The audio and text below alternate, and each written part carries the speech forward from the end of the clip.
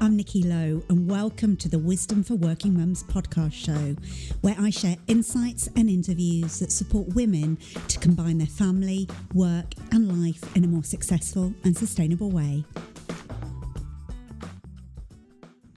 Ever wondered how other women combine a successful career with motherhood? Or ever found yourself wondering if the only option is to lean into your career at the detriment of motherhood, or lean out to save your sanity and be the kind of mum you want to be? These paradigms are built on sacrifice. Either your career or your family suffer, and you do too along the way. My whole intention with Wisdom for Working Mums was to share inspiration that helps us as mums to combine our work and motherhood in a way that makes us and our families happy. And today's guest is one of those inspirational working mothers. Her name is Michelle Hon. She's founder of the Mumbos Academy, and she's also known as the Chill Mom to her online community. Michelle is the author of Chill Mom: How Do You Go From Anxious Expectant Mother to Relaxed Confident Mum, and the host of the Chill Mom Boss Show, a podcast and YouTube channel all about living a full life with purpose. She's an entrepreneur, a mom biz coach, speaker, and a mother of 3 young children who lives in Singapore. She's one of those mums that you might just think is superwoman, but we all know that superwoman doesn't really exist. So I wanted to, in this podcast, do a behind the scenes on how does Michelle do it? After building several successful businesses, Michelle refocused on what she loves most: helping mums fulfill their dreams by creating a purposeful source of income for themselves, because she wants the women of our generation to be the role models for their daughters. So when it's their time to become mothers, they no longer have to choose between their career and their babies, and to know that there is a third option. In this episode, Michelle shares a really inspirational story from her own childhood that has really fueled the passion for the work that she now does. We get to the heart of the conversation about how does she balance a career and motherhood, and actually, does balance even exist? And if it does, how does she support her clients to create that? She shares the behind the scenes on her life, which I always find really fascinating. I don't know if I'm curious or nosy, but I love that, to hear actually how do other women structure their lives and what supports them. So I hope that you're going to really enjoy this conversation and enjoy getting insights into Michelle's life and how she works with her clients. So I won't keep you any longer. Let me hand you over to our guest. So welcome, Michelle. Thank you for joining me for this conversation. Hello, Nikki. Hello, everyone. Thanks for having me.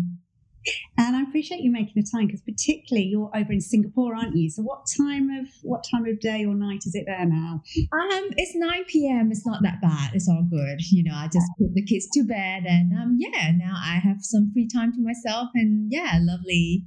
I'm spending the time talking to you, Nikki. Well, welcome.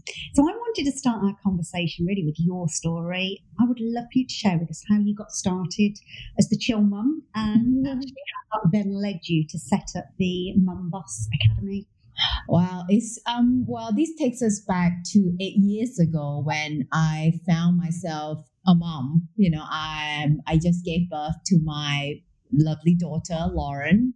I remember I was still, in my hospital bed, looking down at this baby, and, she looking up at me, and I realized, oh no, she needs me to stay alive, practically, and also because I did not have any parental support in Singapore. I'm from Malaysia, and my husband is parents are in Australia.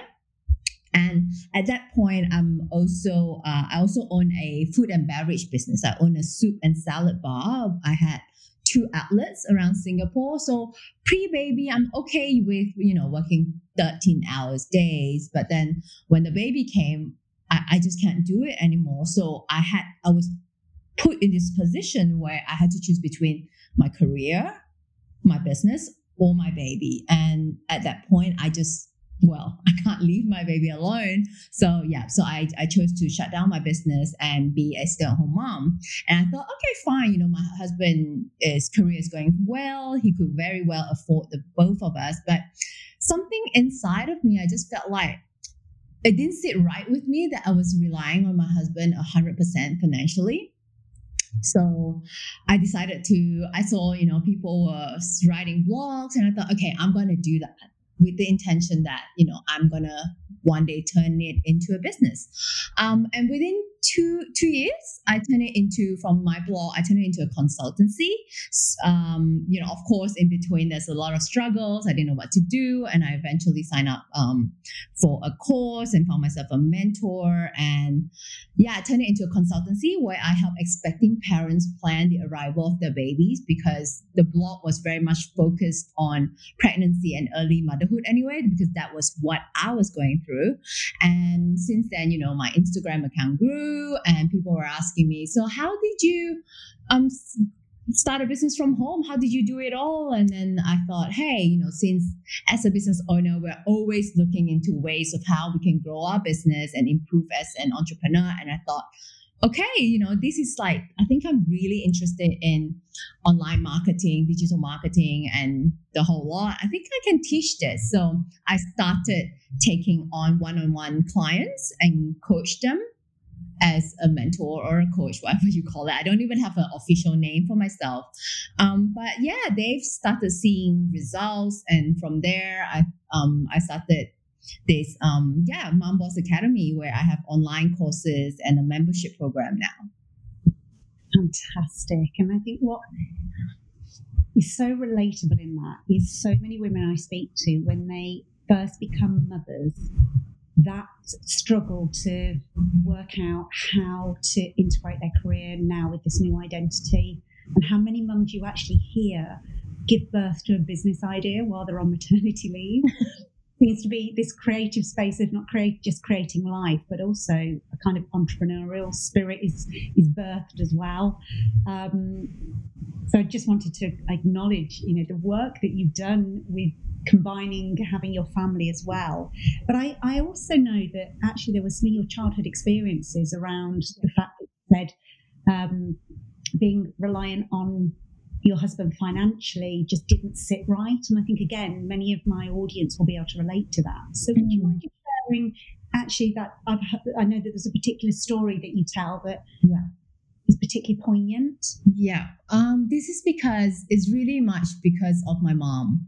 My mom was a stay-at-home mom, and being an Asian wife, she was the dutiful wife who, stay at home, raised us between myself and my siblings, the three of us. And I find that, and also, they got married really young, my mom and my dad. And my dad wasn't he has his own demons. And because of my mom did not have a career of her own, and I felt like she has so much potential, and she just could not leave. Growing up, she always told me that, I can be anything I want to be. The world is my oyster. But to some degree, she wasn't applying it to herself. And so that's why, for me, I struggle like mentally, or kind of like, it wasn't secure for me to rely on my husband 100% because of what my mother been through, and also because she passed away really young. She was only 35 when she passed on. I was only 13, and I just felt like, it's just such a waste, right? If we do not just go after our goals when we can. And as I know, like you say, a lot of moms just thought, oh, okay, maybe I'll just spend just the next few years until my kids has grown up, then I'm free to go after my goals. But life is short. We never know what's going to happen tomorrow. So to anyone out there listening, if you do have a goal in your heart or something, a dream that you want to chase after, just do it. We can do it simultaneously while we're raising children. That I believe in that 100%. Wow, an incredibly powerful story, Michelle. Not only kind of living a mum so young in your own life, but how you've used that to inspire you and others. That's incredible. Yeah, I mean, when that happened, my life changed, right? I mean, losing a mom at such a young age, but I'm glad that it shaped who I am today, and I'm able to use that as a drive to. I want to be there for women who are like my mom. Perhaps what they lack is just someone to motivate them, someone to tell them, to point them to, perhaps some alternative on how they can make the most for themselves, be financially independent. Wow, I love it. So let's get to the heart of this conversation, because we're there, I'm connected to you in heart, because my reason for setting up Wisdom for Working Mums was I lost my mum, and she was a stay-at-home mum, and actually how that shaped my frame of reference when I became a mum. So balancing a career and motherhood, which is the essence of what we're talking about here. And really the term work-life balance tends to be used a lot, and there are so many different views out there about balance. Is it even possible, and what it actually means? So I'd love to get your perspective on it. What does it mean for you, and how do you help your clients and community to create balance? For me, balance is, I never believe that balance should be 50-50. I don't know where people get the notion that, we need to have a balanced life where it should be 50% work and 50% family or life, whatever you call it. I believe that the best balance that works for you is whatever that you're happy with. So for me, balance means I am good. I have full control of my time, and I get to decide. For example, today I spend most time at work, doing work, and then on weekends I have the full flexibility and freedom to choose to not do any work and spend 100% of my weekends with my children. So that's balance to me, and that's easy. It's easy said than done. I think with my community, with my students, I often tell them that you need to have boundaries around what's important to you. I think especially these days, it's easy to say, oh, I have the flexibility of time to choose to do what I want, but that also means it infringe on your personal time, and people are allowed to text you or email you post working time, and we somehow has kind of merged the two together, and there's a lot of gray area. So for me, it's being clear about when is my working hour and when is my family time. And I make that very clear, even to clients. They know I'm a mom, I'm an entrepreneur. I will be on time in terms of deadlines, submitting work and all that. But there will be time when it's post at 8 p.m. I will not be returning your messages. And I think that's so important. I think this year more than ever, the piece around boundaries, because our kind of work and home lives have merged more than ever during this pandemic. If we did kind of physically go outside of the home to work, that's for many not happening. But I think, those our worlds have kind of collided even more. And I love what you say about actually balance is whatever makes you happy, because I think one person's balance is not another person. So understanding that and having those boundaries in place. Absolutely. And I think that I always like to see things from the positive, the positive side of things. Yes, the pandemic forces everyone to work from home, and in a way, it I think at one point where the entire world is under lockdown, it's interesting to see that, all moms, whether you're working moms or you're work from home moms, you're entrepreneurs or you're stay-at-home mom, we are all doing the same thing. We're all trying to, do the whole learn from home, study from home with our children, and then we try to manage work, we try to manage housework. So at one point, I think we are all in unison in understanding how it works for everyone. Whereas before, when we have moms or husbands who used to work outside of home, would never understand how it is like for working moms from home, right? Yes. Yeah. So now that they actually understand, oh my God, it's actually really hard, right? It's not easy trying to balance. So there's more compassion around that. So it's more understanding when I say, no, sorry, I can't do this. Or, I've got home-based learning with my children. I can only answer post 12 p.m. or something, because everyone is going through it. Yeah, definitely. So I always love to hear the behind the scenes on other people's lives. I suppose a little bit of me is nosy, but I like to think that I'm curious and interested. Can you share with us a little bit about how you run your life and business? And I think it's important to say that you're a serial entrepreneur. So you've built, several kind of big businesses. So I'd love for you to kind of share with us about how you run your life and business and how do you incorporate all of this into your life as a busy working mum of 3. Right. So I'm lucky enough that I'm able to work from home. So I wake up around 6 a.m. every morning because my eldest leaves home at 6:30 in the morning. The school bus picks her up to go to school. So anyway, I have 3 children that are 4, 6, and 8 years old. So the oldest is in primary 2. So she wakes up first. So wake up, get her ready for school, and then off she goes. And then I will, just open up my laptop and see what I need to do, and I might listen into some podcasts in between. And then around 7 a.m. the younger 2 will wake up, and then they will leave home at 8 a.m. So my husband sent them to school on his way to work, and then from 8 a.m. I'll start working.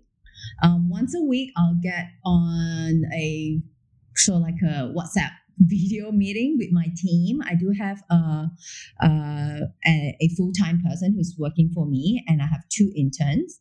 So they help me with posting online and all the other things. And so pretty much I'll work from 8 a.m. until 1 or 2 p.m. And then that's when the kids come home, and I'll try to spend some time with them in the afternoon.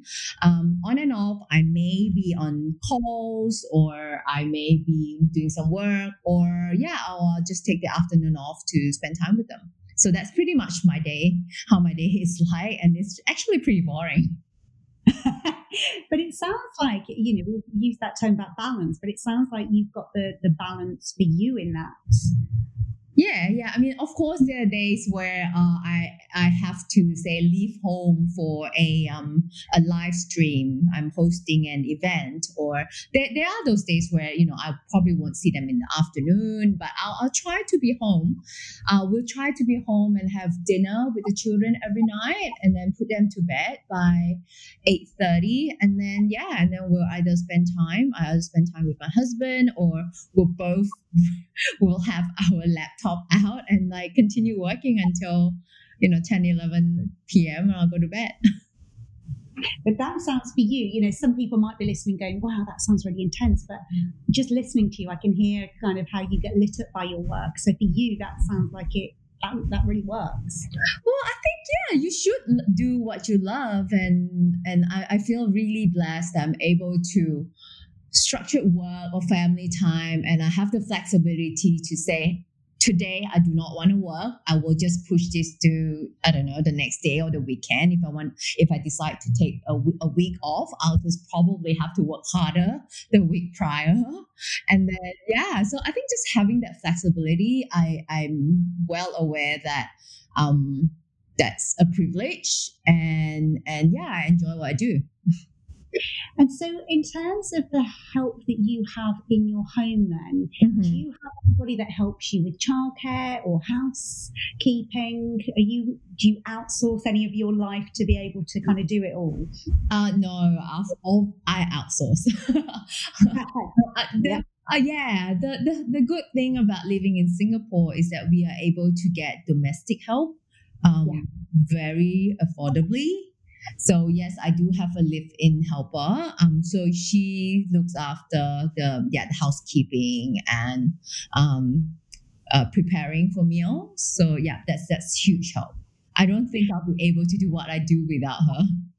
Yeah, and I think that's really important for us just to acknowledge, because I don't know if it's a particular thing in the UK or but I think there's a lot of almost guilt and sometimes shame attached to having help. And I think it's almost, so I have a cleaner, I have somebody who helps me with my ironing, and we have a gardener, and yes, I'm in a privileged position to do that, but there have been times when financially it hasn't been that easy to afford, but I've made the decision that for my own sanity, I'm going to commit to doing those things. And I think it can be that women don't talk about that for fear of being judged. But you hear so many women say, actually, I can't do it all, because it's impossible to do it all unless we're willing to ask and receive the help that we need.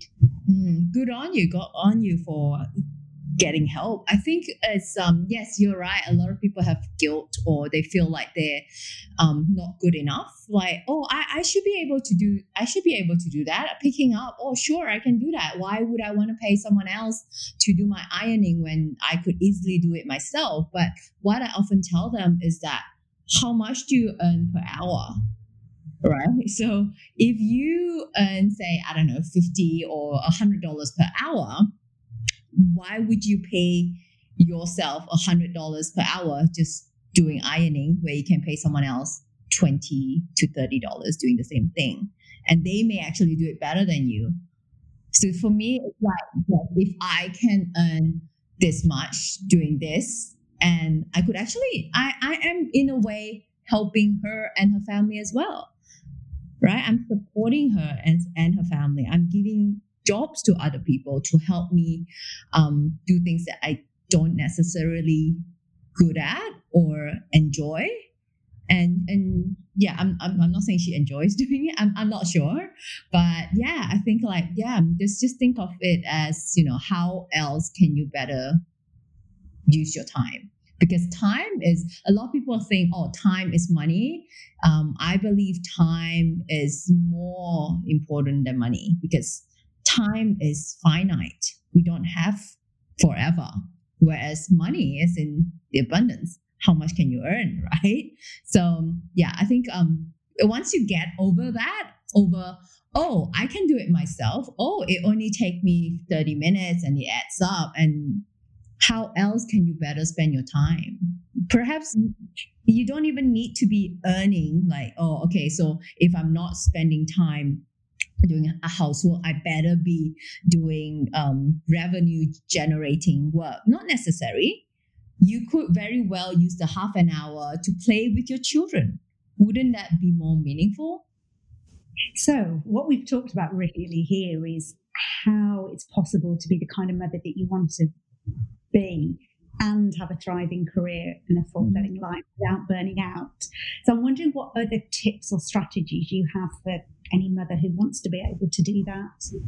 I think tips or strategy. First of all, I think these days mothers are under a lot of pressure, especially with Instagram, social media, or they see people like us and they feel like, oh, I need to have it all. I need to be balancing my children, well-behaved children, well-dressed, and I need to have a business. I need to do this, do this, do this. Not necessary. I always believe that you do you. If you're happy just being a stay-at-home mom, being a dedicated stay-at-home mom, or like what we discussed earlier, you love doing housework, then by all means, just be you. But if you feel like you have a higher potential to fulfill, then I think the best way, or it would make you a happier and a more fulfilled mom, is to go after what you think you can do, is to fulfill your potential. Whatever it is, it could be working part-time, or it could be launching a business full-time. It could be, or just be stay-at-home mom. Yeah, whatever it is, I think like stay true to yourself, whatever that makes you happy, instead of being influenced by, oh, that looks good. Oh, that person has this, and I feel like I need to have that too. So I suppose like just be yourself and not be pressured by what society expects of you. Yeah, and I think there are, comparison and society expectations on women and mothers is... Yeah. But if you do think that, oh, I do want all of that, that would make me happy, if that would make you happy, then seek out ways on what's the first step. Stop comparing yourself to when you're starting out to someone who's been in the business for 5 years or 10 years. One step at a time. And especially for mothers, we can't rush it.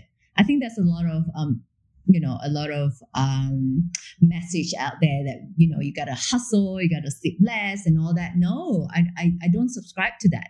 I feel like building a business is, it takes time, and you just have to be patient. Do take one step at a time. What's your next step? If you want to start a business from home, what is it that drives you? Who would you like to work with? And what are the gaps? What are the skills that you may need that you're lacking? So just go after that first steps first before you try to build out this multinational, full-fledged e-commerce store that you see other people are having. Yeah, no, that makes sense. So with the Mumbos Academy, what actually do you walk your students through with that? Is it from conception through to kind of building a business? Could you walk us through a bit about what Mumbos Academy is? Sure. So at Mumbos Academy, I have two groups of moms that I help. So in my Mumbos Go Mentorship, which is a whole 1-year program, I take moms from those who want to start, but you have no idea where or how. I take you through how to find your purpose, to ideas, to launching your website, your product, to promotion, sales, and launch, pretty much. And then I also have moms who have now launched or have already started a business. They're not sure what's next. How do I consistently generate leads? How do I do Instagram marketing? How do I work with influencers? How do I build my funnels? For that, I have a membership program where it's subscription based. You can join us from month to month, where we just come together over Zoom. It's a group coaching membership, so we meet twice a month, and then you can pretty much ask me any questions, or usually they will vote at the end, at the start of the month, like what they want me to train them on. So I usually do a short training for 20-30 minutes, and the rest of the time is them asking me question about, I'm hitting this roadblock at my business, what should I do next? So it's very strategy based coaching. Brilliant. So it's really kind of mentoring entrepreneur mums who've got a spark of an idea and want to kind of give birth to it and help it grow. Yes, very much. Yeah. And that drives me. I think I've really found my purpose in that. And it's, no matter how late, sometimes we do have our coaching call at 10 p.m. at night. Then it goes on for till 11:30 or almost midnight. But I just feel really driven because just because of the hours, because by the time they put their kids to bed, and that's the only time we have. But I think when you do what you love, it's just, I don't know, it's just easy. And I love hearing that, because I can hear across kind of the airwaves that, your work lights you up. And I think that's so inspiring. Thank you. So if there was just one thing that you hope a working mum who's listening to this podcast takes away from listening to you, what would you want that to be? Wow, if it's just one thing, I would say listen to yourself, listen to your gut, do what's right for yourself and your children. Do not compare yourself, and most importantly, do not compare your children. Beautiful. So how can people find out more about you and your work? So it could be websites or social media. Where can we find you? Yep, you can find me on Instagram at the Chill Mom, MOM, and on my website, Mumbos Academy, is mumbos.academy or michellehon.com. So we have two URLs going to the same website. So yes. Perfect. And I'll put all of the kind of links in the show notes so people can find it there. But thank you for sharing your kind of story and journey and insights with us, Michelle. Thank you, Nikki. If you've enjoyed this episode of Wisdom for Working Mums, please share it on social media and with your friends and family. I'd love to connect with you too. So if you head over to wisdomforworkingmums.co.uk, you'll find a link on how to do this. And if you love the show and really want to support it, please go to iTunes, write a review and subscribe. You'll be helping another working mum find this resource too. Thanks so much for listening.